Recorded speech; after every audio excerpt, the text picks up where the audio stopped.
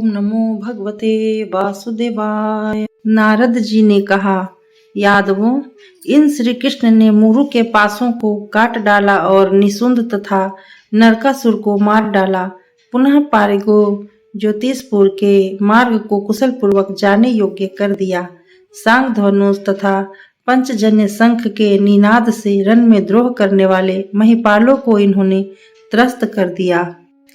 केशव, दक्षिण देश के मेघ के समान शब्द करने वाले रथों के समूह से सुरक्षित महाबली तथा महापराक्रमी रुक्मी को युद्ध में जीतकर रुक्मिणी को शीघ्र हर लाए।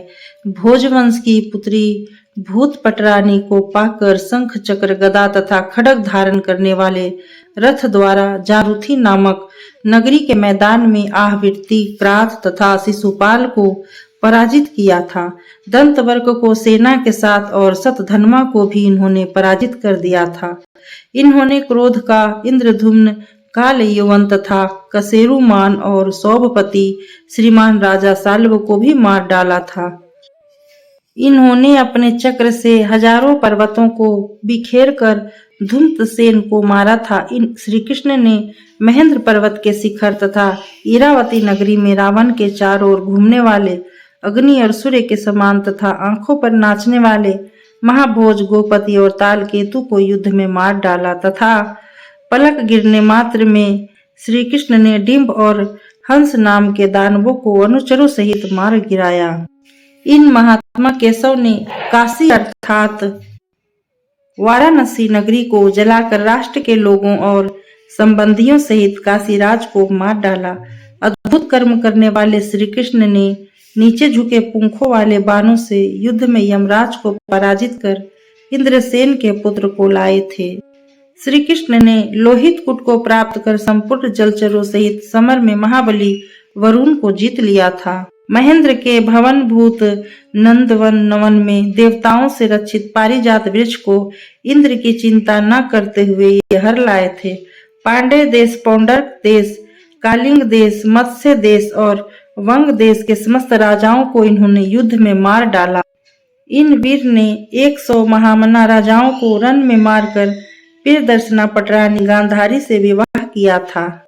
रण कीड़ा करते हुए इन विभु ने कुंती के सामने भरत, कुल श्रेष्ठ गांडीवधारी अर्जुन को विजयी बना दिया। इन पुरुषोत्तम ने समरांगन महाभारत के युद्ध में सारथी के बहाने रथ हाँकते अर्जुन को निमित्त बनाकर द्रोण, अश्वत्थामा, कृपाचार्य, कर्ण, भीष्म तथा दुर्योधन को हरा दिया था। शंख चक्र गदा तथा खड्गधारी प्रभु श्री कृष्ण ने प्रभु का प्रिय करने की इच्छा से सवीर राज की पुत्री का हठ से हरण कर लिया था।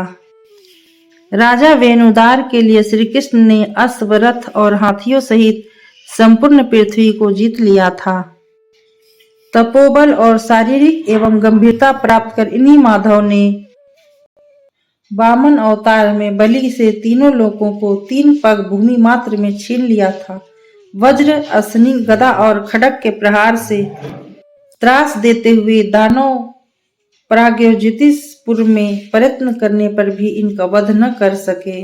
वह महाबली, पराक्रमी और धनी बलिपुत्र वानासुर से श्री कृष्ण से युद्ध में पराजित हो गया। महाबली जनार्दन ने कंस के मंत्री पीठ पैठिक और असीलोमा को भी मार डाला। इन महायशस्वी पुरुष व्याघ्र ने मनुष्य रूपधारी जिम्भ, अहिरावण तथा विरूप नामक दैत्य को यमराज के पास भेज दिया। इन पुंडरीकाक्ष ने जमुना के जल में कूदकर महाबली कालिय नाग को जीतकर समुद्र में भेज दिया। पुरुष व्याघ्र श्री कृष्ण ने वैवस्वत नामक यम को जीतकर गुरु सांदीपनि के मृतक पुत्र को जिला दिया। राजन, जो ब्राह्मणों और देवताओं से सदा द्वेष करते हैं, ऐसे दुरात्माओं पर यह महाबाहु इसी प्रकार शासन किया करते हैं। वज्रपानी इंद्र का प्रिय करने के लिए भूमिपुत्र नरकासुर को मारकर देव माता अदिति को उनके दोनों मणिमय कुंडल लाकर इन्होंने दे दिए थे। इस प्रकार संपूर्ण लोकों की रचना करने वाले महायशस्वी विभु भगवान विष्णु अर्थात श्री कृष्ण धर्मात्मा देवताओं को अभय तथा दुराचारी दैत्यों को भय प्रदान करते हैं। इस प्रकार मनुष्यों में धर्म की स्थापना कर तथा देवताओं के लिए अमित कार्य कर और दक्षिणा सहित यज्ञों द्वारा यजन पूजन कर ये श्री कृष्ण अपने स्थान वैकुंठ को चले जाएंगे। महायशस्वी श्री कृष्ण बहुसंख्यक रत्नों से व्याप्त व सैकड़ों यूपों से चिन्हित वन उपवन सहित तथा भोग व वैभव से युक्त रमणीय व ऋषियों और मुनियों के लिए कमनीय द्वारकापुरी को अपने आधिपत्य में करके अंत में इसे वरुण के आवास स्थान सागर में डुबो देंगे। सांग धनवा धनुष को धारण करने वाले श्री कृष्ण के मत को जानने वाला सागर इनके द्वारा परित्याग की हुई सूर्यलोक के सदृश तेजोमय द्वारका को अपने जल में विलीन कर लेगा। मधुसूदन को छोड़कर देवता दानवों तथा मनुष्यों में कोई ऐसा न होगा जो इस द्वारकापुरी में निवास कर सके। इस प्रकार दशारों के लिए उत्तम विधान बनाकर यह श्री कृष्ण सूर्य और चंद्रमा रूप से प्रकाशित होंगे। ये अपनी इच्छा अनुसार विचरने वाले, अप्रमेय और अचिंतनीय, सबको अपने वशीभूत रखने वाले हैं। यह श्री कृष्ण बालकों के खेल की भांति प्राणियों से क्रीड़ा कर प्रसन्न होते हैं। महाबाहु मधुसूदन का कोई पार पाने में समर्थ नहीं हो सकता।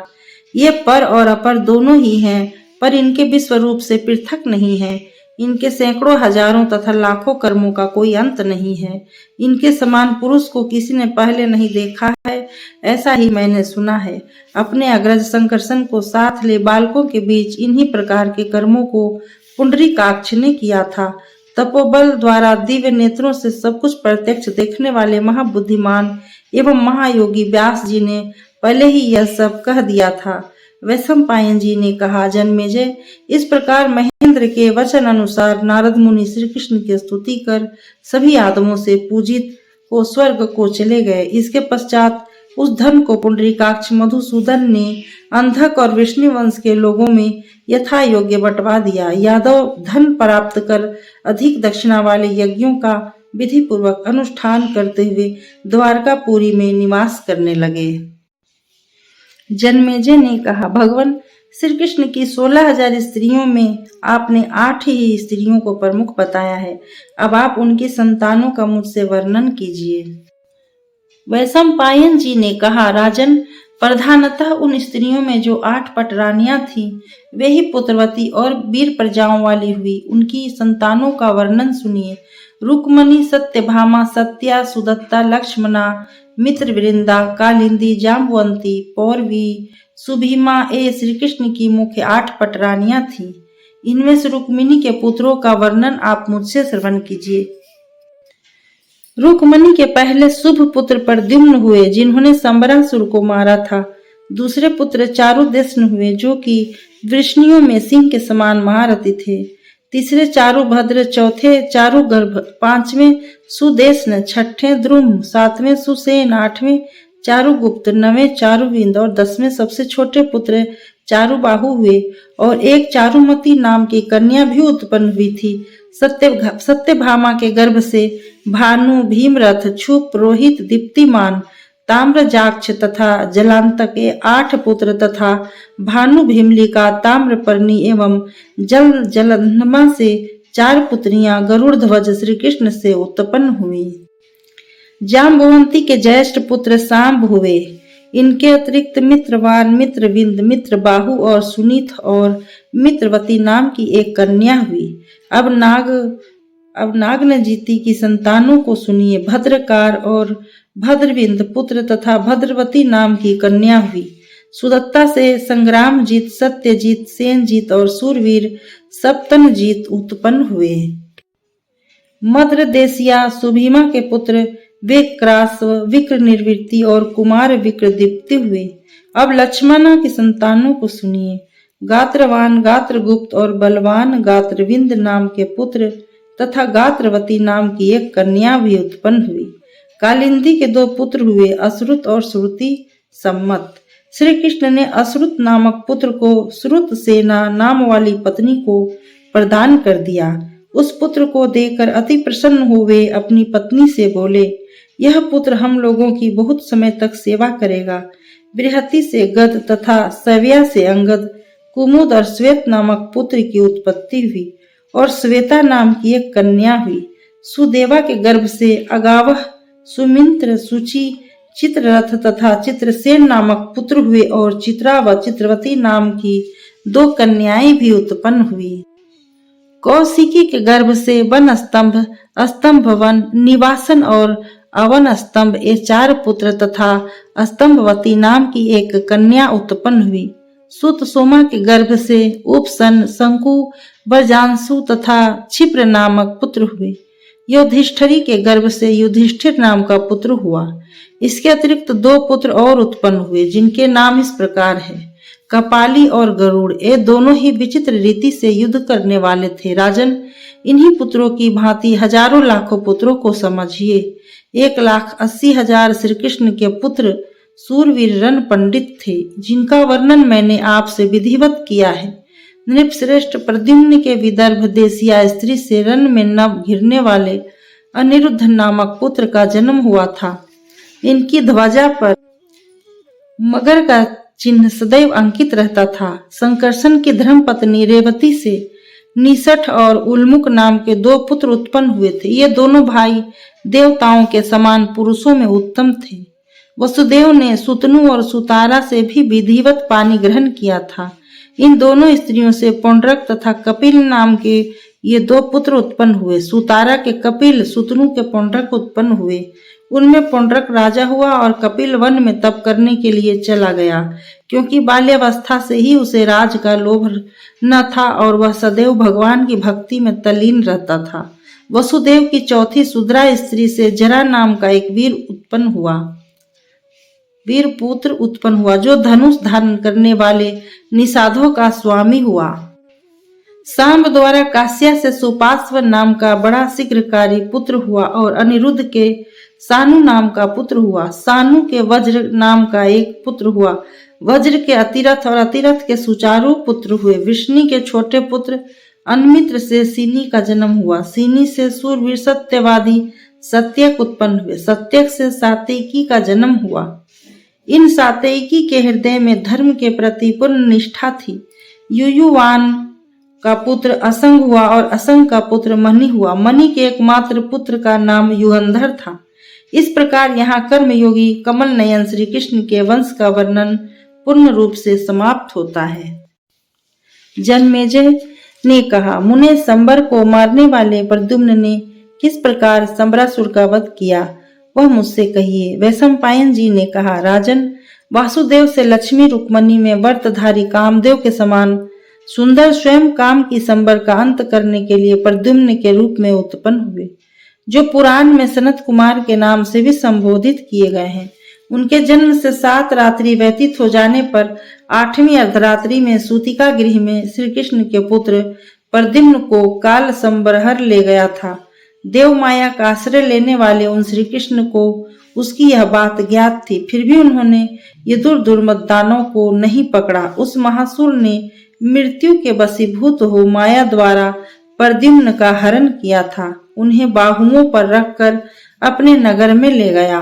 उस महासुर की रूप गुण से संपन्न मायावती नाम की संतान रहित पत्नी थी। काल की प्रेरणा से उस दानव ने वासुदेव के पुत्र को अपने आत्मज पुत्र की भांति उस माननीय पटरानी मायावती को दे दिया। उस बालक को देखकर मायावती पुलकित हो प्रसन्न हो गई और महान हर्ष से युक्त हो वह बार बार उसे उठा कर देखने लगी। इस प्रकार देखते हुए उस मायावती को पूर्व की बात का स्मरण हुआ कि वही मेरा पति कामदेव उत्पन्न हुआ है। ऐसा स्मरण कर चिंतना करने लगी, यह वही मेरा नाथ, यह वही मेरा पति है जिसके लिए मैं दिन रात शोक रूपी समुद्र में डूबी रह कर लेस मात्र भी सुख नहीं प्राप्त कर सकी।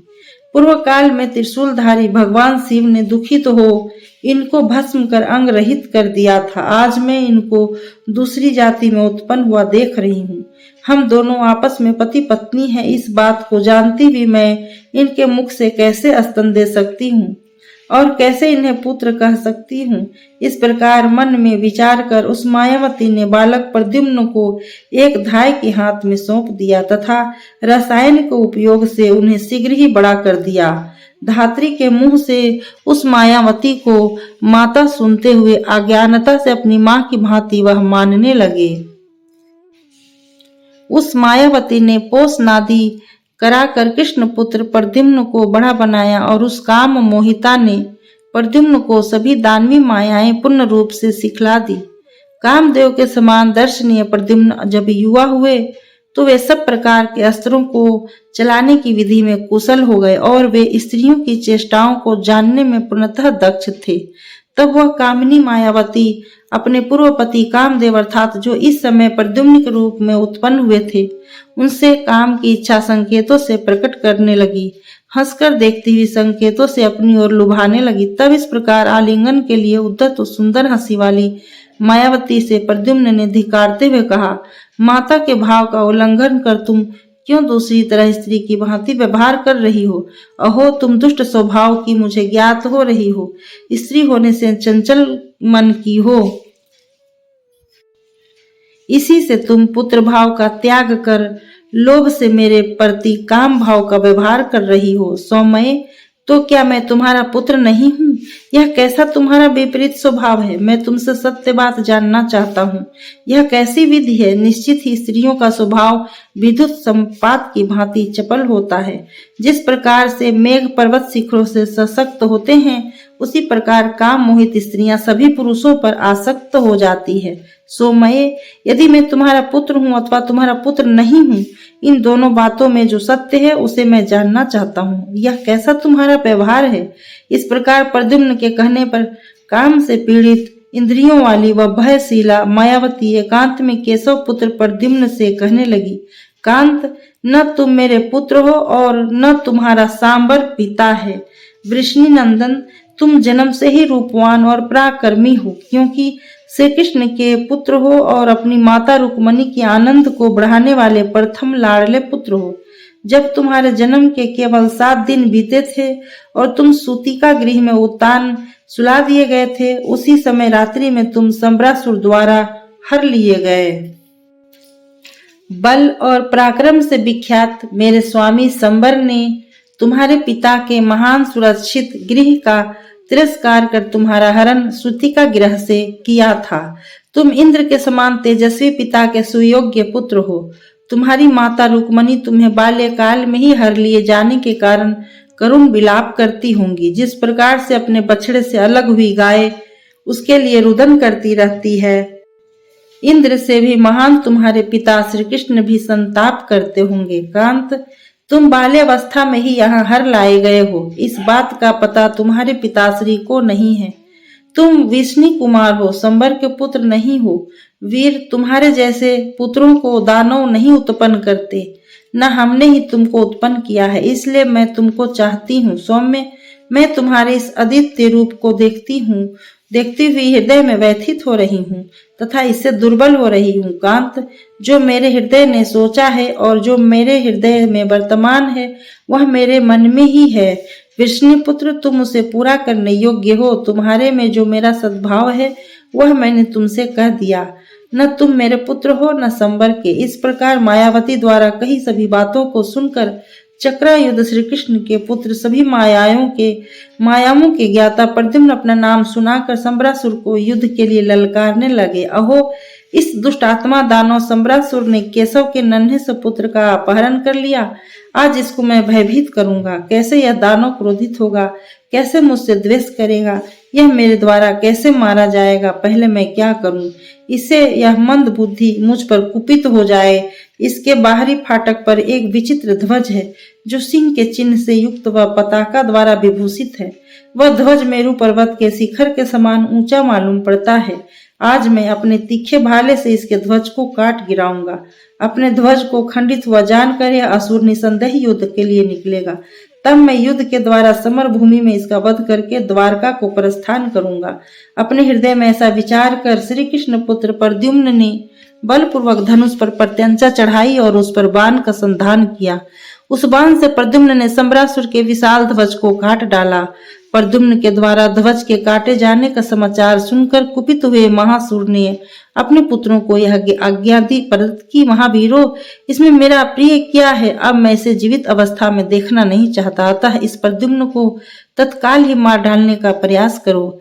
संबरासुर के मुंह से इस बात को सुनकर संबर के पुत्र आयुधों से सुसज्जित हो प्रद्युम्न के वध की इच्छा से प्रसन्नता पूर्वक निकल पड़े। चित्रसेन, अतिसेन, विवक्षसेन, गद, श्रुतसेन, सुसेन, सोमसेन, मन सेनानी, सैन्यहंता, सैन्यहा, सैनिक, स्केन, स्कंद, अतिसेन, सेनक, जनक, सुत, सकाल, विकल, शांत, शांतकर, असुचि, कुंभकेतु, सुदृष्ट और केसी आदि अनेकों पुत्र चक्र, तोमर, शूल, पटीसों और फरसों को लेकर निकल पड़े। वे दुष्ट परम क्रोध से भरकर प्रद्युम्न को ललकारते हुए समर के मुहाने पर डट गए। उस समय महाबाहु प्रद्युम्न भी शीघ्र ही धनुष बाण ले रथ पर आरूढ़ हो समर भूमि की ओर निकल पड़े। इसके पश्चात संबर के पुत्रों का केशव पुत्र से रोमटों को खड़ा कर देने वाला तुमुल युद्ध प्रारंभ हो गया। उस समय इंद्र के आगे कर उनके साथ गंधर्व, बड़े बड़े नाग एवं चारण सहित सभी देवता विमानों पर बैठकर वहां आए। मुनि नारद, तुम्बरु, हाहा और हुहु ए गायन करने वाले गंधर्व अप्सराओं से घेर कर उन विमानों में बैठे हुए थे। देवराज इंद्र के एक द्वारपाल गंधर्व ने उनको प्रद्युम्न की विचित्र एवं अद्भुत चेष्टाएं श्रवण कराई। वही इस प्रकार कहने लगा, संबरासुर के 100 पुत्र हैं और श्री कृष्ण पुत्र प्रद्युम्न अकेले ही हैं। तभी बहुसंख्यकों से युद्ध कर प्रद्युम्न कैसे विजय प्राप्त करेंगे? तब द्वारपाल द्वारा कहे गए वचनों को सुनकर बलसूदन इंद्र हंसकर यह कहने लगे, इन प्रद्युम्न का जो पराक्रम है उसे सुनो। पूर्व के यह कामदेव हैं। शिव जी की क्रोधाग्नि से जब यह जलकर भस्म हो गए, तब शिव जी ने संतुष्ट होकर इनकी धर्मपत्नी रति को यह वरदान दिया।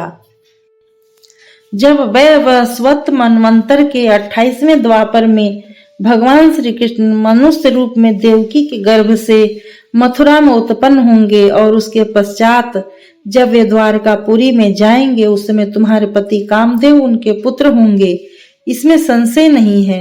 अब यह माया महायशस्वी अनंग के नाम से तीनों लोकों में विख्यात है तथा द्वारकापुरी में उत्पन्न होकर यह महातेजस्वी कामदेव अर्थात प्रद्युम्न संबरासुर को मारेंगे। जन्म काल से 7 दिन बीतने पर रुक्मिणी की गोद में स्थित प्रद्युम्न को माया द्वारा संबर हर ले जाएगा।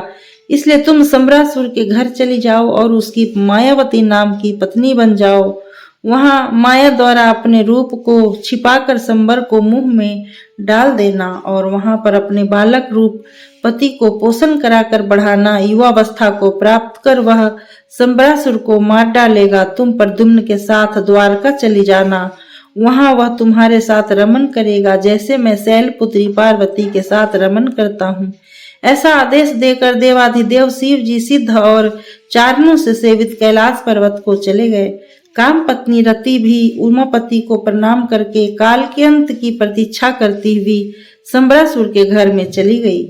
यह महाबाहु श्री कृष्ण पुत्र प्रद्युम्न संबरासुर का उसके पुत्रों सहित वध कर डालेंगे, क्योंकि वे ही इस दुरात्मा का अंत करने के लिए रुक्मिणी के गर्भ से पुत्र रूप में उत्पन्न हुए हैं। वैशंपायन जी ने कहा, जन्मेजय, इसके बाद संबर के पुत्रों का प्रद्युम्न के साथ लोमहर्षण तुमुल युद्ध प्रारंभ हो गया। उस महारण में सभी दैत्य क्रुद्ध हो बाण शक्ति, फरसा, चक्र, तोमर, भाला, भुसुंडी और मूसल एक ही साथ प्रद्युम्न के ऊपर बड़े वेग से छोड़ने लगे। तब श्री कृष्ण पुत्र प्रद्युम्न क्रोधित हो सब प्रकार के अस्त्रों को छोड़ने वाले धनुष से छूटे बाणों द्वारा सम्रांगन में दानवों के अस्त्रों को काटने लगे। एक एक को 5-5 बाणों से उन्होंने मारा। फिर तो प्रद्युम्न के वध का निश्चय करने वाले सभी दैत्य क्रुद्ध हो गए। वे प्रद्युम्न के वध की इच्छा से बाण जालों की वर्षा करने लगे। तब अनंग ने कुपित हो धनुष को लेकर संबर के 10 पुत्रों को मार डाला। इसके पश्चात बलवान केशव पुत्र ने कुपित हो दूसरे भल से चित्रसेन का भी सिर काट गिराया। तब मरने से शेष बचे दैत्य जुटकर प्रद्युम्न को मारने की इच्छा से चारों ओर से दौड़ दौड़ कर बाणों की वर्षा करते हुए युद्ध करने लगे। वे रणोत्सुक दैत्य बाणों को धनुष पर चढ़ाकर छोड़ने लगे। महातेजस्वी प्रद्युम्न ने रण कीड़ा करते हुए इन दैत्यों के सिरों को काट गिराया। इस प्रकार संबरासुर के 100 धनुषधारी पुत्रों को समर भूमि में मारकर संबर से युद्ध करने की इच्छा से संग्राम भूमि के बीच प्रद्युम्न खड़े हो गए। अपने 100 पुत्रों की मृत्यु को सुनकर संबरासुर अत्यधिक क्रोधित हो गया। उसने सारथी से कहा, मेरे रथ को युद्ध के लिए तैयार करो। तब सारथी ने उस महासुर की आज्ञा को सुनकर पृथ्वी पर झुक के सिर से प्रणाम कर सेना के सहित रथ को सुसज्जित किया। वह रथ हजारों मिर्गों से जुता हुआ था। उस पर सर्पराज के चित्र से अंकित ध्वजा लगी हुई थी। उसमें सिंह का चर्म बिछा हुआ था। वह घंटियों के जाल की माला से शोभित हो रहा था। वह 10 चित्र भागों से विभूषित तथा नाना प्रकार के कृत्रिम पशुओं से पूर्णतः व्याप्त था। उस रथ के संपूर्ण अंगों पर ताराओं के चित्र बने हुए थे। वह सुवर्ण के कुबर से विभूषित था। लगी हुई सुंदर पताकाओं से वह अति ऊंचा लग रहा था और उस पर सिंह की भय प्रदान करने वाली ध्वजा लगी हुई थी। उसका प्रत्येक भाग अलग अलग दिखाई पड़ रहा था। उसकी इसिका लोहे की तथा कुबर हीरे का था। उसका शिखर मंद्राचल की भांति ऊंचा था और वह सुंदर चामर से विभूषित था। नक्षत्रमाला से शोभित तथा स्वर्ण के दंड से विभूषित ऐसे शोभा संपन्न रथ पर संबरासुर चढ़कर युद्ध के लिए गया। स्वर्ण से चित्रित कवच को पहन तथा धनुष और बाणों को ग्रहण कर मृत्यु से प्रेरित समर की इच्छा करने वाले संबरासुर ने समरांगन को प्रस्थान किया। वह दूरधर केतुमाली शत्रुहंता तथा प्रमर्दन इन अपने चारों मंत्रियों तथा विशाल सेना 10,000 हाथियों, 200 रथों, 8,000 घोड़ों और 10,000 पैदल चलने वाले योद्धाओं से घिरा हुआ उस समय चल रहा था। जब वह संग्राम के लिए चला तो उसके जाते समय बहुत से उपद्रव हुए, जैसे गिद्ध और चकवा पक्षियों से आकाश भर गया। संध्या काल के समान लाल लाल बादल आकाश में घड़घड़ाने लगे। मेघ कठोर शब्दों में गरजने लगे।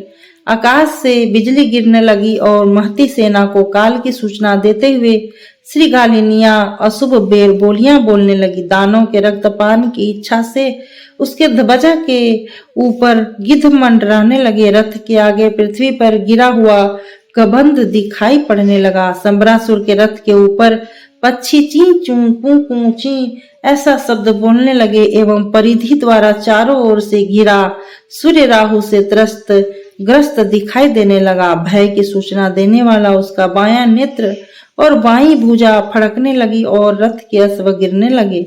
देवताओं के शत्रु संबरासुर के सिर पर कौवा बैठ गया और मेघ बालू तथा अंगारों से मृषित रुधिर की वर्षा करने लगे। अब तो रण के मध्य में हजारों बार उल्कापात होने लगा। घोड़ों को हाँकने वाले सारथी के हाथ से चाबुक गिर गया। उठे हुए उत्पात सूचक अपशकुनों की चिंता न कर प्रद्युम्न के वध की इच्छा से संबरासुर क्रोधाग्नि में जलते हुए चला जा रहा था। भेरी, मृदंग, शंख, पन्नौ, नगारा तथा दुदुम्बी के एक साथ बजने से पृथ्वी कांपने लगी। उस शब्द से पक्षीगण संत्रस्त हो मारे भय से व्याकुल चित्त हो चारों ओर भागने लगे। उधर शत्रुवध की चिंता करते हुए रण के बीच श्री कृष्ण पुत्र प्रद्युम्न खड़े हो गए। असंख्य सेना से घिर जाने पर भी प्रद्युम्न ने युद्ध का ही निश्चय किया। संबर ने क्रुद्ध हो हजारों बाणों से प्रद्युम्न को पीड़ित किया, पर उन आए हुए बाणों को सिद्धहस्त की भांति प्रद्युम्न ने काट गिराया और हाथ में धनुष लेकर प्रद्युम्न भी बाणों की वर्षा करने लगे। संबर की सेना में कोई ऐसा वीर न था जो उनके बाणों से विद्ध न हुआ हो। प्रद्युम्न ने अपने बाणों की मार से उसकी सेना को वापस लौटा दिया और संबर के समीप जो सेना स्थित थी वो भयभीत हो अपने चित्तवृत्ति को बटोर कर खड़ी ही रह गई। संबर ने अपनी सेना को भागती हुई देखकर क्रोध से व्याकुल हो अपने मंत्रियों को आज्ञा दी कि हमारे कहने से तुम लोग जाकर शत्रु के पुत्र को मारो। यह शत्रु अब उपेक्षा करने योग्य नहीं है, इसको शीघ्र ही मार डालो। उपेक्षा किया हुआ शत्रु उपेक्षित रोग की भांति शरीर को नष्ट कर देता है, इसलिए मेरे प्रिय करने की इच्छा से इस पापी दुर्बुद्धि को मार डालो। इसके पश्चात वे सचिव संबर की आज्ञा को सिरोधार्य कर शीघ्रता से रथों को आगे बढ़ाते हुए क्रोध से बाणों की वर्षा करने लगे। तब संबरासुर को रण में दौड़कर आते देख मकर ध्वज बलि प्रद्युम्न क्रुद्ध हो सावधानी से उनके सम्मुख खड़े हो गए। महातेजस्वी प्रद्युम्न ने झुकी हुई गांठ वाले 25 बाणों से धुरधर को, 63 बाणों से पेतुमाली को, 70 बाणों से शत्रुहंता को और 82 बाणों से परमर्दन को वेध दिया। तब वे मंत्री क्रुद्ध हो प्रत्येक ने 60-60 बाणों से समर में प्रद्युम्न को वेधा। इन बाणों को बीच में ही प्रद्युम्न ने काट गिराया। इसके पश्चात अर्धचंद्रमा के समान बाण को लेकर राजाओं और सभी सैनिकों के देखते देखते दूरधर के सारथी का सिर उन्होंने काट डाला। फिर तीक्ष्ण कंक पत्र जैसे 4 बाणों से दूरधर के चारों घोड़ों को, एक बाण से रथ को, एक बाण से जुए छत्र तथा ध्वजा को एवं एक बाण से बंधुर को काट गिराया और 60 बाणों से दोनों चक्राक्ष को काट गिराया। इसके उपरांत मकर ध्वज प्रद्युम्न ने तीक्ष्ण कंक पत्र वाले दूसरे बाण को ले दूसरों का आश्रय लेकर जीवित रहने वाले दूरधर की छाती में मारा। उसका प्राण निकल गया। इससे वह निर्जीव, शोभा एवं कांति से रहित हो गया। वह तीक्ष्ण पुण्य ग्रह की भांति रथ से गिर पड़ा। सूरवीर दानव दूरधर के मारे जाने पर दानव श्रेय दानेश्वर केतुमाली बाणों की वर्षा द्वारा प्रद्युम्न को पीड़ित करने लगा। वह क्रोध से भ्रुकुटी और मुख को भयंकर बनाए दौड़ता हुआ सहसा प्रद्युम्न से खड़े रहो ऐसा कहने लगा। तब क्रुद्ध प्रद्युम्न ने बाण वर्षा कर उसको प्राणों से वैसे ही ढक दिया जैसे वर्षा काल में मेघ जलधारा द्वारा पर्वत को ढक देता है। वह सम्रासुर का मंत्री धनुषधारी प्रद्युम्न से घायल हो गया। उसने प्रद्युम्न के वध की इच्छा से चक्र लेकर उन पर छोड़ दिया। तब श्री कृष्ण के सुदर्शन चक्र की भांति तेजस्वी हजारों आरों वाले उस चक्र को आता देख सहसा कूदकर प्रद्युम्न ने उसे पकड़ लिया और सबके देखते देखते उसी चक्र से केतुमाली का सिर काट डाला। उनके इस क्रम को देखकर देवराज इंद्र देवताओं सहित परम विस्मय को प्राप्त हो गए। उस समय गंधर्व तथा अप्सराएं उन पर पुष्पों की वृष्टि करने लगी। केतुमाली को मारा गया देखकर शत्रुहंता और परमर्दन बड़े सैन्य समूह को साथ ले प्रद्युम्न पर चढ़ आए। वे सैनिक गदा, मुसल, चक्र, पास, तोमर, बाण, बिंदी, पाल, चमकते हुए कुठार, कूट तथा मुदगरों को श्री कृष्ण पुत्र प्रद्युम्न के वध के लिए एक साथ ही फेंकने लगे। तब प्रद्युम्न ने भी उन अस्त्रों जालों को अपने अनेक अस्त्र जालों से काट गिराया। वीर प्रद्युम्न ने इस प्रकार हस्त लाघवत्ता दिखाई। उन्होंने हजारों हाथी और हाथी के सवारों को मार डाला। सारथियों के साथ रथों और घोड़ों का भी मर्दन कर दिया। उनके द्वारा चलाए गए बाण समूहों से ऐसा कोई शेष न बचा था जो विद्ध न हुआ दिखाई दे। इस प्रकार मकर ध्वज ने सभी सेना का मंथन कर सोनित रूपी जल तरंगों वाली भयंकर नदी को वहां बहा दिया। मोती के बहुत से हार उसमें लहरों की भांति प्रतीत हो रहे थे। वसा और मेदे एवं हड्डियां उसमें कीच के समान प्रतीत हो रही थी। छत्र द्वीप और बाण भंवर के समान लग रहे थे। उस नदी का किनारा रथों से शोभित था। बाजूबंद और कुंडल रूपी कच्छपों वाली वह नदी ध्वजा रूपी मछलियों से विभूषित हो रही थी। हाथी रूपी ग्राहों से युक्त होने के कारण वह अति भयंकर मालूम पड़ती थी। इस समय खंग रूपी नाके उनके आभूषण प्रतीत हो रहे थे। केश रूपी सेवारों से वह ढकी हुई थी। कटी सूत्र से कमल नाल के सदृश मालूम होते थे। कटे हुए सुंदर मुख ही उसमें खिले हुए दिव्य कमल थे। हिलते हुए चमर हंसों के पंख संचालन की तरह मालूम होते थे, मानो उनके द्वारा उस नदी को हवा प्रदत्त की जा रही हो। सिर रूपी मत्स्यों से भरी रक्त को बहाने वाली दुस्तर तथा भयंकर उस नदी को प्रद्युम्न ने बहाया था। कठिनता से देखने और लांघने योग्य भयंकर नदी यमराज के राष्ट्र को बढ़ाने वाली ज्ञात हो रही थी। श्रीमान रुक्मणी पुत्र वहां शत्रुहंता को लक्ष्य कर बहुत बाणों को चारों ओर से फेंक रहे थे और अन्य असुर धनुषधारियों का मंथन कर रहे थे। तब शत्रुहंता ने पुनः क्रोध कर उत्तम बाण को छोड़ा। वह बाण प्रद्युम्न की छाती में आकर लगा। उस बाण से विद्ध हो प्रद्युम्न विशेष रूप से कांपने लगे। तब उन बलवान ने मरने की इच्छा वाले शत्रुहंता के लिए शक्ति को उठा लिया। प्रद्युम्न के द्वारा रण में छोड़ी गई वह शक्ति इंद्र के वज्र के समान शब्द करती हुई गिरी और शत्रुहंता के हृदय का भेदन कर पृथ्वी में प्रवेश कर गई। अब तो वह महाबली शत्रुहंता रक्त छोड़ता हुआ भूमि पर गिर पड़ा। शत्रुहंता को समर में गिरा देखकर प्रमर्दन मुसल लेकर खड़ा हो गया और बोला, ठहरो, रण प्रिय होकर तुम क्यों इन साधारण सिपाहियों से युद्ध कर रहे हो? दुर्बुद्धे, तुम मेरे साथ युद्ध करो तो इस संसार में नहीं रह सकोगे। तू विष्णु कुल में उत्पन्न हुआ है तो तेरा पिता हम लोगों का शत्रु है, मैं उसके पुत्र को मार डालूंगा, तब वो स्वयं ही मर जाएगा।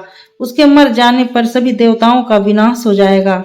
तभी दीति के सभी दानव पुत्र प्रसन्न होंगे। हमारे अस्त्र से तुम्हारे मरने के बाद जो रुधिर निकलेगा उसी से अपने स्वामी संबरासुर के पुत्रों की तिलांजलि दूंगा। आज तुम्हारी माता रुक्मणी तुम्हारा युवावस्था में मरण सुनकर करुण विलाप करेगी। तुम्हारे पिता चक्रधारी श्री कृष्ण निष्फल आशा वाले हो जाएंगे। वह मंद बुद्धि तुम्हारा मरण जानकर प्राण छोड़ देगा। ऐसा कहकर उसने परीघ से शीघ्र ही रुक्मणी पुत्र को मारा। तब परीघ से मार खाकर प्रद्युम्न कूद कर बाहुओं से उसके रथ को पृथ्वी पर चूर्ण चूर्ण कर दिए और प्रमर्दन रथ से कूदकर पैदल खड़ा हो गया। वह सहसा गदा लेकर प्रद्युम्न पर टूट पड़ा। तब उन्होंने उसी गदा से प्रमर्दन को मार डाला। उसके मर जाने पर उसे देख सभी असुर भाग निकले। उन प्रद्युम्न के समक्ष ठहरने में वैसे ही समर्थ न हो सके जैसे कि सिंह के भय से हाथी और शिकारी कुत्ते को देखकर भेड़ें भागती है। वैसे ही प्रद्युम्न के भय से पीड़ित हुई दैत्य सेना भयभीत होकर चारों ओर भागने लगी। शरीर में अस्त्रों द्वारा घाव हो जाने से रक्त से लिप्त वस्त्रों वाली वह सेना खुले बालों वाली रजस्वला युवती की तरह इधर उधर छिप जाने का प्रयत्न करने लगी। युवती के तुल्य वेश धारण करने वाली वह असुर सेना प्रद्युम्न के बाणों से घायल सैनिकों की ओर चली गई। उस समय वह भय आदि से पूर्णतः पीड़ित हो रही थी। उस सेना में समरभूमि को देखने का संपूर्ण साहस समाप्त हो चुका था।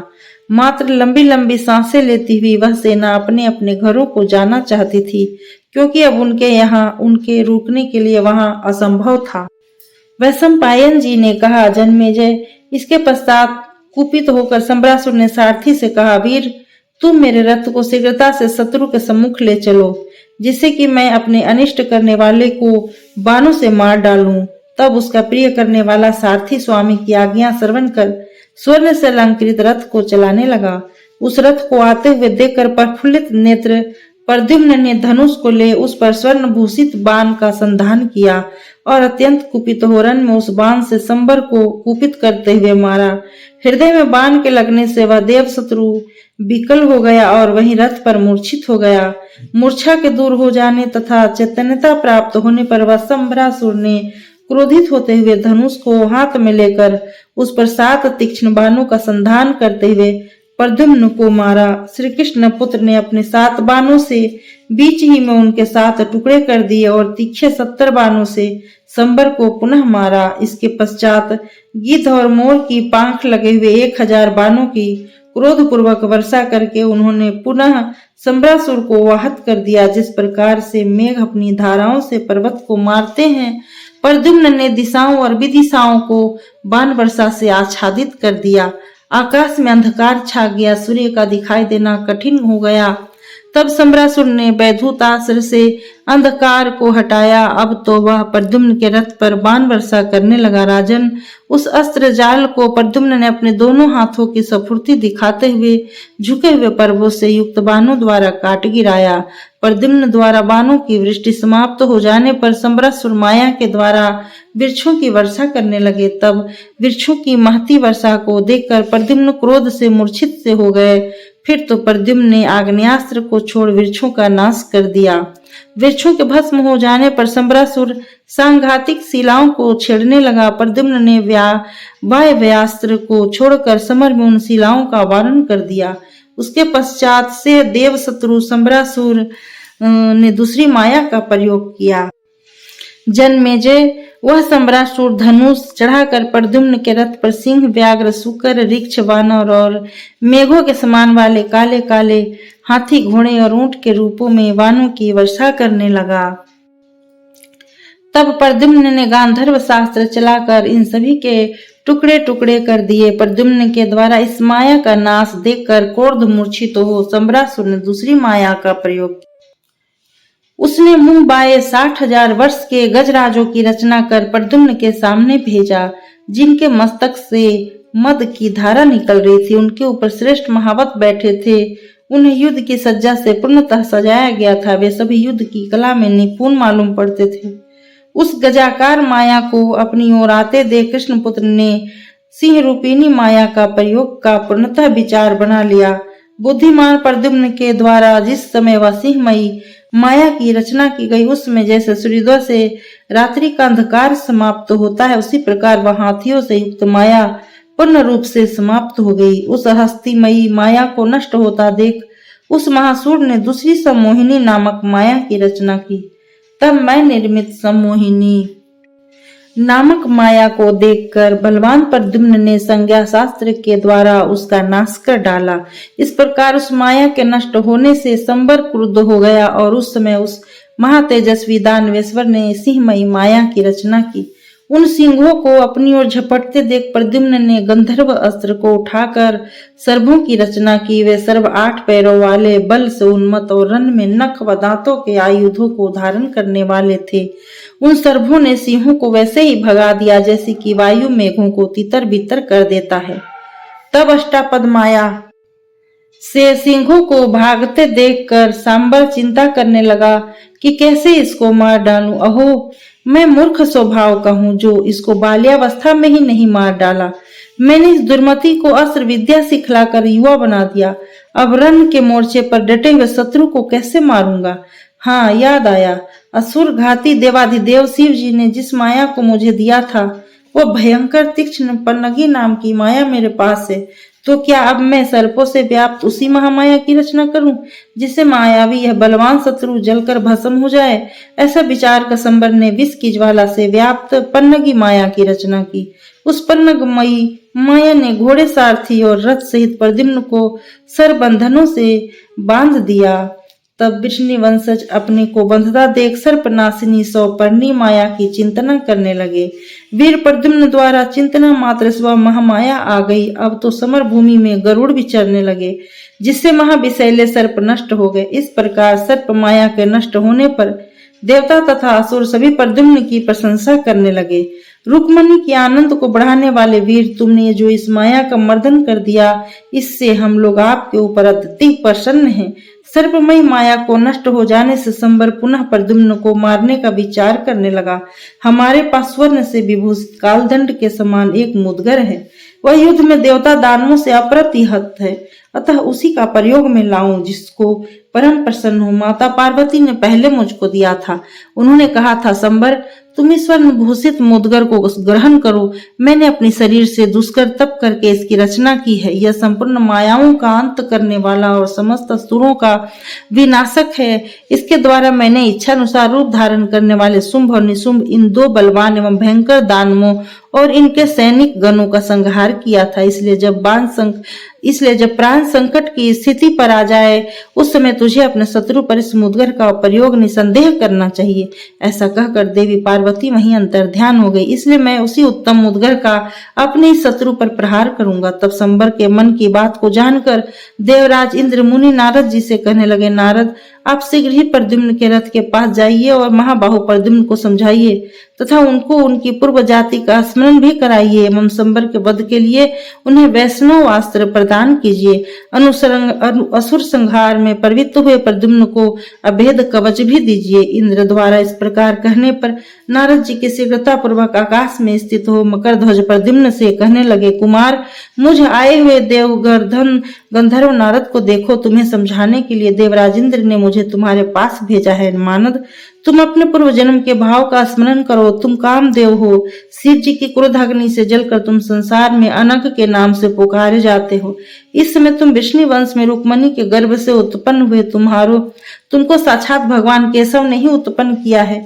तुम प्रद्युम्न नाम से पुकारे जाते हो। मानद, तुम्हारे जन्म की 7 रात्रियां भी नहीं बीती थी कि तुम्हें प्रसूति गृह से संबर हरकर यहाँ ले आया था। महाबाहो, तुम संबर के वध के लिए ही हरण किए गए हो। इसी देव कार्य का सिद्ध करने के लिए केशव ने संबर की उपेक्षा कर दी थी। जो संबर की मायावती नाम की पत्नी है, उसको अपनी पूर्व की पत्नी कल्याणी रति ही समझो। उसने तुम्हारे संरक्षण के लिए संबर के घर में निवास किया था। दुरात्मा संबर को मुंह में डाले रहने के लिए अपने शरीर से माया की स्त्री बनाकर रमन के लिए भेजा करती थी। इस प्रकार नारद जी के कहने से अपनी पूर्व भार्या रति को प्रद्युम्न ने जान लिया। वीर समर में वैष्णव वास्त्र द्वारा संबर को मार देने पर अपनी पत्नी मायावती अर्थात रति को लेकर द्वारकापुरी को चले जाना। शत्रुसूदन इसलिए महातेजस्वी वैष्णव वास्त्र तथा कवच का संग्रह करके देवराज इंद्र ने तुम्हारे लिए भेजा है। अब मेरी दूसरी बात को सुनो और निशंक भाव से कार्य करो। इस देव शत्रु का मुद्गर बड़ा ही पराक्रमी है। देवी पार्वती ने प्रसन्न होकर संग्राम में देवता दानवों तथा मनुष्यों पर निष्फल न होने वाले शत्रुनाशक मुद्गर को इसे दिया था। इसलिए उस अस्त्र को विफल करने के लिए तुम देवी पार्वती की स्तुति करो। वह उमा रणोत्सुक द्वारा स्तुति करने योग्य है। संग्राम में शत्रु के साथ लड़ते हुए उसे विफल होने के लिए प्रयत्न करो। इस प्रकार कहकर नारद जी इंद्र के समीप चले गए। वैशंपायन जी ने कहा, जन्मेजय, तब क्रुद्ध हो शंबर ने उस मुद्गर को उठा लिया। उस मुद्गर को उठाते ही 12 सूर्य निकल आए। सभी पर्वत और पृथ्वी तल कांपने लगे, सागर ऊपर को उछालने लगे और सभी देवता दुखी हो गए। आकाश गिद्धों और चकवापा नामक पक्षियों से भर गया। उल्कापात होने लगे, मेघ रुधिर की वर्षा करने लगे, वायु आंधी की भांति बहने लगा। इस प्रकार के उत्पातों को देखकर वीर प्रद्युम्न शीघ्र ही रथ से उतर हाथ जोड़ माता पार्वती की स्तुति करने को स्थिति हो गए। वे मन में शिव की प्रिया पार्वती का स्मरण करने लगे और सिर से प्रणाम कर देवी की स्तुति करना प्रारंभ कर दिए। प्रद्युम्न ने कहा, सच्चिदानंदमयी कात्यायनी देवी, गिरि पर्वत पर शयन करने वाली पार्वती को प्रणाम है। तीनों लोकों की माया को एवं पुनः कात्यायनी देवी को नमस्कार है। शत्रु विनाशिनी गौरी के लिए नमस्कार है। शुंभ निशुंभ को मारने वाली देवी को नमस्कार है। काल रात्रि आपको नमस्कार है तथा कौमारी को नमस्कार है। गहन वन में निवास करने वाली देवी को हाथ जोड़कर मैं नमस्कार करता हूँ। विंध्य पर्वत पर निवास करने वाली, कठिन विपत्ति को नष्ट करने वाली रण प्रिया, रण दुर्गा एवं महादेवी जया और विजया को नमस्कार करता हूँ। अपराजिता और शत्रुनाशिनी अजीता को मैं नमस्कार करता हूँ। हाथ में घंटा लिए हुए और घंट की माला व्याप्त पार्वती को नमस्कार करता हूँ। त्रिशूल धारण करने वाली महिषासुर घातनी को नमस्कार करता हूँ। सिंह के समान मुख वाली एवं श्रेष्ठ सिंह चिन्ह से चिन्हित ध्वजा वाली भगवती को मैं नमस्कार करता हूँ। मैं एक नंसा देवी तथा यज्ञ में सत्कृत गायत्री देवी को नमस्कार करता हूँ। ब्राह्मणों की सावित्री देवी को हाथ जोड़कर नमस्कार करता हूँ। ब्राह्मणों की सावित्री देवी को हाथ जोड़कर नमस्कार करता हूँ। देवी, आप मेरी सदैव रक्षा करें तथा संग्राम में विजयी देवें। इस प्रकार कामदेव के वचनों को सुनकर दुर्गा अर्थात माता पार्वती मन से प्रसन्न हो गईं। तब अंतरात्मा से परम प्रसन्न हो देवी ने यह कहा, वत्स, तुम वर मांगो, क्योंकि मेरा दर्शन अमोघ अर्थात निष्फल नहीं होता। इस प्रकार देवी के वचनों को सुनकर प्रद्युम्न रोमांचित हो गए। देवी को सिर से प्रणाम कर उनसे इस प्रकार प्रद्युम्न ने कहा कि देवी, यदि आप मेरे ऊपर प्रसन्न हैं तो मुझे अभिष्ट वर दे। मैं यही वर चाहता हूँ कि सभी शत्रुओं पर मेरी विजयी हो और जो आपने अपने शरीर से उत्पन्न मुद्गर शंबर को दिया है वह मुद्गर मेरे शरीर का स्पर्श कर कमल की माला हो जाए। तब ऐसा ही होगा। यह कहकर भगवती वहीं अंतर ध्यान हो गईं। तब महातेजस्वी प्रद्युम्न संतुष्ट हो रथ पर चढ़ गए। इसके पश्चात ही क्रोध से विवल शंबर ने उस मुद्गर को उठाया और घुमाकर उसने प्रद्युम्न की छाती पर चला दिया। तब वह मुद्गर कामदेव के समीप जा कमल की माला होकर प्रद्युम्न के गले में पड़ गया। उस माला से प्रद्युम्न वैसे ही सुशोभित होने लगे जैसे कि नक्षत्रों की माला से घिरा चंद्रमा सुशोभित होता है। प्रद्युम्न के निकट पहुंच मुद्गर को कमल पुष्प की माला हुआ देखकर श्री कृष्ण पुत्र प्रद्युम्न का पूजन करते हुए गंधर्वों सहित देवता, सिद्ध तथा महर्षिगण प्रद्युम्न को साधु साधु कहने लगे। इसके पश्चात प्रद्युम्न ने नारद जी द्वारा लाए गए परम श्रेष्ठ वैष्णव वस्त्र को धनुष नमाकर चढ़ाया और यह कहा, यदि मैं सचमुच केशव का आत्मज और रुक्मणी का पुत्र हूँ तो इस सत्य के प्रभाव से तुम अपने बाण द्वारा शंबर को रण में मार डालो। ऐसा कहकर महावीर प्रद्युम्न ने बाण पकड़कर धनुष को खींचकर शंबर के ऊपर छोड़ दिया।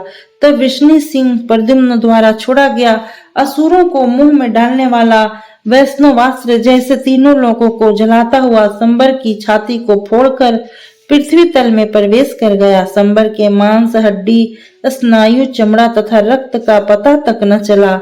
वह सभी वैष्णवास्त्र के तेज से जलकर भस्मीभूत हो गया। महाकाय सम्रासुर के मारे जाने पर देवता एवं गंधर्व प्रसन्न हो गए और अप्सराओं के समूह नाचने लगे। उर्वशी, मेनका, रंभा, विप्रचिति तथा तिलोत्तमा आदि प्रमुख स्वर्गीय अप्सराएं भी प्रसन्न मन से नाचने लगी। उस समय यह चराचर जगत भी हर्ष से झूम उठा। देवताओं के साथ इंद्र अति प्रसन्न हुए और प्रद्युम्न का पुष्पों की वर्षा से पूजन कर प्रसन्नता प्रकट किए। मधुसूदन पुत्र प्रद्युम्न द्वारा वैष्णवास्त्र से महाबली सम्रासुर के रण में मारे जाने पर शत्रु भय से रहित हो देवता मकर ध्वज प्रद्युम्न की स्तुति करते हुए चले गए। प्रद्युम्न भी युद्ध के परिश्रम से थके हुए थे, अतः उन्होंने नगर द्वार में प्रवेश किया। जिस प्रकार से नई प्रीतमा से मिलाप कर प्रीतम को प्रसन्नता होती है, उसी प्रकार अत्यंत प्रेम में भरे हुए प्रद्युम्न ने तत्काल ही अपनी पत्नी रति से मिले। वैशंपायन जी ने कहा, जन्मेजय, सम्रासुर अष्टमी तिथि को समर में प्रद्युम्न द्वारा मारा गया था। प्रद्युम्न ने उसका वध कर मायावती अर्थात रति को साथ ले पिता के नगर को चल दिए। प्रद्युम्न आकाश मार्ग से अपने पिता के तेज से रक्षित द्वारकापुरी में आ गए। प्रद्युम्न उस मायावती के साथ आकाश से केशव के अंतःपुर में उतरे। केशव की जो रानियां थी उनमें से कुछ विस्मित, कुछ भयभीत और कुछ प्रसन्नचित्त हो गई। प्रिया के साथ प्रद्युम्न को देखती हुई रानियां अपने नयनों को सफल मानने लगी। पद पद पर प्रद्युम्न को देखकर श्री कृष्ण की सभी पत्नियां स्नेह की कामना करने लगी। माता रुक्मणी उन्हें देख आंखों में आंसू भरकर कहने लगी, आधी रात्रि के बाद स्वप्न में श्री कृष्ण ने मुझे फल युक्त आम्र पल्लव ला कर दिया है। फिर उन्होंने मुझे गोद में बिठाकर मोतियों का एक बहुत दिव्य हार मेरे गले में बांध दिया। वह मुक्ता माला चंद्रमा की किरणों के तुल्य थी। फिर एक श्यामा स्त्री मेरे महल में प्रवेश कर गई, जिसके बाल बड़े ही मनोहर थे। उसने श्वेत वस्त्रों को पहन रखा था, उसके हाथों में कमल था। वह मेरी ओर देखती हुई महल के भीतर घुसी थी। फिर वह मेरा हाथ पकड़कर स्नान गृह की ओर ले गई, जहाँ उसने मुझे स्वच्छ व गुलाब मिश्रित जल से स्नान कराया। तत्पश्चात मेरा मस्तक सूंघकर उसने अपने हाथ से एक सुंदर कमल पुष्पों की माला लेकर मुझे पहना दी। इस प्रकार प्रसन्न मन से स्वप्न का वर्णन करती हुई रुक्मणी प्रद्युम्न की ओर देखती हुई सखियों से कहने लगी, यह प्रियदर्शन तथा दीर्घायु पुत्र निश्चय ही किसी धन्य भाग्या स्त्री का है। पुत्र, वह कौन सी सौभाग्यशालिनी माता है जो तुम जैसे चिरंजीवी पुत्र से पुत्रवान हुई है। बादलों के तुल्य श्याम सुंदर शरीर वाले तुम अपनी धर्म पत्नी के साथ किस लिए यहाँ आए हो। मेरा पुत्र प्रद्युम्न भी इतनी ही अवस्था में ऐसे ही कहीं सुशोभित हो रहा होगा, किंतु क्या बताऊं, बलवान काल उसे यहाँ से उठा ले गया। देखने में तुम श्री कृष्ण के ही कुमार जान पड़ते हो। यह मेरा तर्क असत्य नहीं है। तुम्हारा मुख नारायण के ही समान है और केश तथा केशांत भी उन्हीं के समान है और जांघें वक्षस्थल तथा भुजाएं संकर्षण के समान है। अपने शरीर से विष्णु के चिन्ह प्रकट करते हुए तुम कौन हो। इसी बीच नारद मुनि द्वारा सम्रासुर के वध का समाचार सुन सहसा श्री कृष्ण अंतःपुर में चले आए। ज्येष्ठ पुत्र प्रद्युम्न तथा अपनी पुत्र वधू मायावती अर्थात रति को उन्होंने देखा और वे सहसा देवताओं के समान रुक्मणी से कहने लगे, देवी, यह तुम्हारा ही पुत्र आया है। इसने संबर को मारकर उसकी मायाओं को भी नष्ट कर डाला है। मायावती नाम से विख्यात यह सती तुम्हारे पुत्र की धर्म पत्नी है। शिव जी के द्वारा पूर्व में कामदेव के नष्ट हो जाने से यह कामदेव की पत्नी थी, न कि संबर की रति प्रिया भार्या है। यह शोभना माया का रूप धारण कर उस असुर को नित्य मोह में डाले रखी थी। यह कुमार अवस्था में भी कभी उसके वशीभूत नहीं हुई, क्योंकि यह अपनी माया से एक मनोहर नारी का रूप रचकर उसी को सम्रापुर के शयन स्थल में उसे संतुष्ट करने के लिए भेजा करती थी। यह श्रेष्ठ अंगों वाली मेरे पुत्र की पत्नी और तुम्हारी पुत्र वधू है। मेरे पुत्र और वधू को घर में ले जाओ। वैशंपायन जी ने कहा, राजन, श्री कृष्ण के वचनों को सुनकर रुक्मणी अपार हर्ष को प्राप्त करते हुए कहने लगी, अहो, आज वीर पुत्र के आ जाने से मैं धन्य धन्य हो गई और मेरे सभी मनोरथ पूर्ण हो गए। पुत्र, अपनी पत्नी के साथ आओ और भवन में प्रवेश करो। इसके पश्चात प्रद्युम्न ने पिता गोविंद और माता रुक्मणी के चरणों का स्पर्श कर महाबली हलायुध की पूजा की। केशव ने प्रद्युम्न को उठाकर अंक में ले उसके मस्तक को सूंघा और इधर स्नेह से गदगद रुक्मणी ने अपनी नववधू का प्रेम से आलिंगन किया। तदुपरांत पत्नी सहित आए हुए पुत्र को उसी प्रकार घर में ले गई जैसे इंद्र की माता अदिति अपने पुत्र वधु सची और इंद्र को अपने घर में ले गई थी। वैशंपायन जी ने कहा, जन्मेजय, एक आहलिक नाम का स्रोत है। इसको प्रद्युम्न के रक्षार्थ बलदेव जी ने कहा था, जिसका पाठ कर मनुष्य पवित्र आत्मा वाला हो जाता है, जिसको भगवान विष्णु ने भी कहा था तथा धार्मिक ऋषि मुनियों ने भी कहा था। किसी समय बलदेव जी के साथ प्रद्युम्न घर में बैठे थे। उसी समय प्रद्युम्न ने हाथ जोड़कर प्रणाम कर बलराम जी से कहा, आप मेरे लिए कोई स्तोत्र बतलाइए जिसका जप कर मैं निर्भर हूँ। पूर्व काल में आयु, लक्ष्मी और विजय की इच्छा रखने वाले बलराम जी ने इसी पवित्र कलेशों का नाट्य करने वाले मंगल युक्त स्रोत का वर्णन प्रद्युम्न से किया था, जो मनुष्य में प्रत्येक पर्व में स्नान करने के उपरांत जप पारायण करते हैं। तदुपरांत इस आहलिक स्तोत्र को जो जपते हैं अर्थात मन से पाठ करते हैं, वह वध, बंधन, अति क्लेश और पराजय को नहीं प्राप्त करते। यह कल्याण को देने वाला धन, आयु एवं यश को प्रदान करने वाला वेद के समान पवित्र है। इस सुंदर स्तोत्र का जप एवं पाठ करके पुत्र की ही प्राप्ति की जा सकती है। यह स्रोत मनुष्य के शुभ कल्याण तथा शुभ बुद्धि को उत्पन्न करने में उत्तम है। यह संपूर्ण रोगों को नष्ट करने वाला और अपने कुल की कीर्ति को बढ़ाने वाला है। जो श्रद्धालु, दयावान और आत्म संयमी मनुष्य है, यदि वह इसका पाठ करते हैं तो समस्त पापों से मुक्त होकर शुभ गति को प्राप्त करते हैं। वैशंपायन जी ने कहा, जन्मेजय, जिस महीने में आत्मघाती संबर प्रद्युम्न को हर ले गया था, उसी महीने में जाम्बवंती से सांब उत्पन्न हुए थे। बाल्यावस्था से ही बलराम जी सांब को शस्त्र विद्या सिखाने लगे। सांब के जन्म काल में श्री कृष्ण द्वारका में वैसे ही विचर रहे थे जैसे इंद्र के बगीचे में देवता विचरण करते हैं।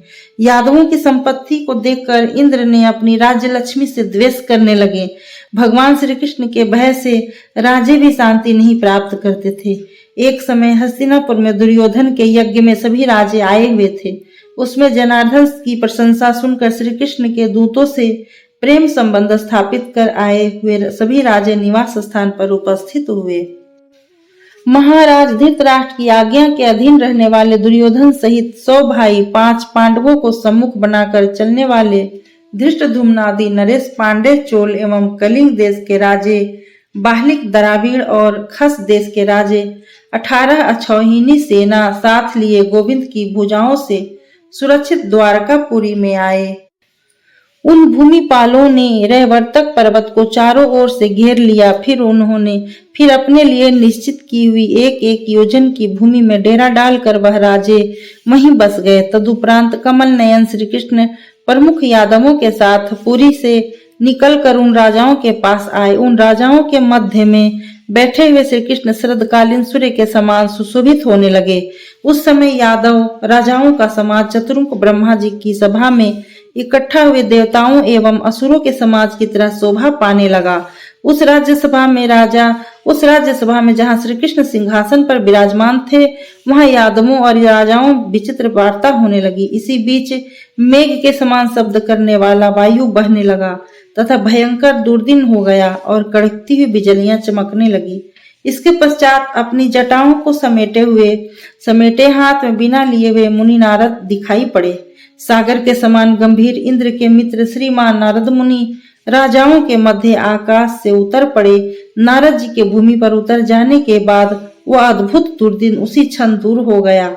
नारद मुनि राजाओं के बीच में आसन पर बैठे हुए यादव श्रेष्ठ श्री कृष्ण जी से कहने लगे, आप देवताओं में एक हैं, आपके समान लोक में दूसरा कोई नहीं है। श्री कृष्ण ने हंसकर मुनि से उत्तर में कहा, आप सत्य कहते हैं। मुनि श्रेष्ठ नारद राजाओं के बीच कहने लगे, श्री कृष्ण, आपके वाक्यों से मेरी शंका का समाधान हो गया, अब मैं जाता हूँ।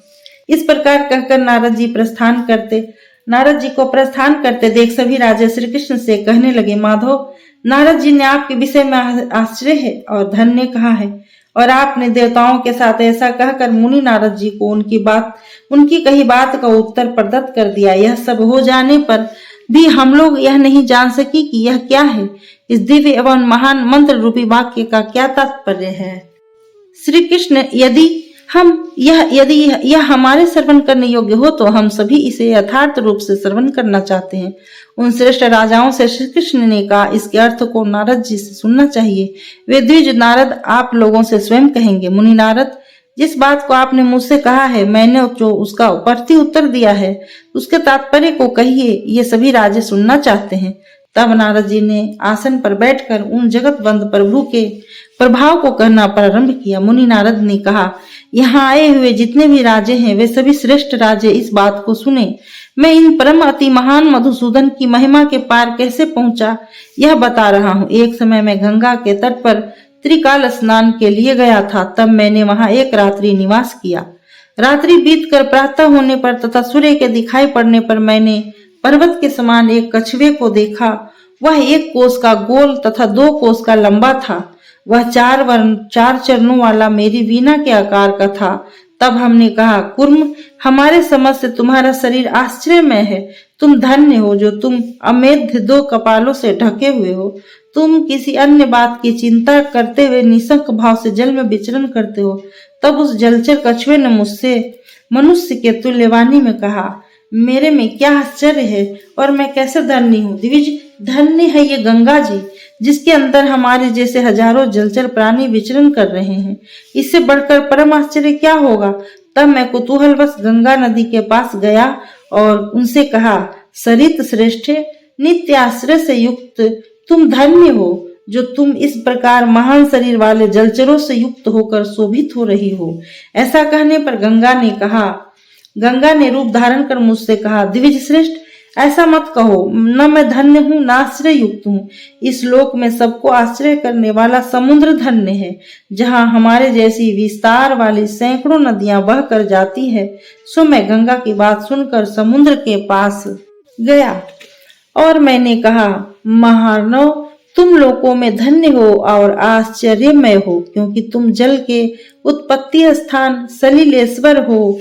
जल बहाने वाली जो लोक पावन तथा लोकों से नमस्कृत तुम्हारी नदी रूपी पत्नियां प्रेम पूर्वक तुम्हारे स्थान में आकर तुमसे मिलती है। अपने जल समूह का भेदन कर समुद्र उठा और हमसे कहने लगा, मुने, ना, ऐसा मत कहो। धन्य यह वसुंधरा है जिसके ऊपर मैं स्थित हूँ। पृथ्वी को छोड़कर इस लोक में कौन आश्रय में तथा धन्य है। सो मैं सागर की बात सुनकर पृथ्वी तल पर स्थित होकर कौतूहल से युक्त हो पृथ्वी से कहने लगा, वसुंधरे, तुम शरीरधारियों की उत्पत्ति स्थान हो, इसलिए तुम धन्य हो जो तुम प्राणियों पर महान क्षमा करती हो, इसलिए तुम आश्रय में हो। तुम मनुष्यों को उत्पन्न करने वाली कही जाती हो। क्षमा तुमसे ही उत्पन्न हुई है। यह इस प्रकार मेरे कहे गए वचनों से पृथ्वी उत्तेजित हो गई और अपने स्वाभाविक धैर्य को छोड़ प्रकट हो मुझसे कहने लगी, ना, ऐसा मत कहो। मैं दूसरे के द्वारा धारण की गई हूँ। द्विश्रेष्ठ, ये पर्वत धन्य है जो मुझको धारण किए हुए है, जो लोक के कारण भूत आश्चर्य में दिखाई पड़ रहे हैं। सो मैं पर्वतों के पास गया और कहा, भूधरों, आप लोग बहुत ही आश्चर्य में दिखाई पड़ रहे हैं, अतः धन्य हैं आप। सभी पर्वत पृथ्वी पर निरंतर रत्नों की खान कहे जाते हैं। इस प्रकार मेरे वचनों को सुनकर स्थित रहने वालों में श्रेष्ठ पर्वत कहने लगे, ब्रह्मा से न हम लोग धन्य हैं न आश्चर्य में हैं, न लोगों को बनाने वाले ब्रह्मा जी धन्य और देवताओं में भी सर्वाश्चर्य में है। सो मैं ब्रह्मा जी के पास गया और उनकी स्तुति की, फिर उस वाक्य के पर्याप्त अर्थ को उनसे लक्षित किया। आप ही एक जगत के गुरु अर्थात भगवान हैं, इसलिए आप धन्य और आश्चर्यमय हैं, क्योंकि आपसे स्थावर जंगम संपूर्ण जगत उत्पन्न हुआ है। देवेश, इस सारे जगत को देखकर ज्ञात होता है कि सभी प्राणी आप से उत्पन्न हुए हैं, अतः आप ही देवताओं के सनातन देवाधिदेव हैं, क्योंकि आप ही उनके सृष्टा हैं और आप ही लोकों में सबसे पहले उत्पन्न हुए हैं।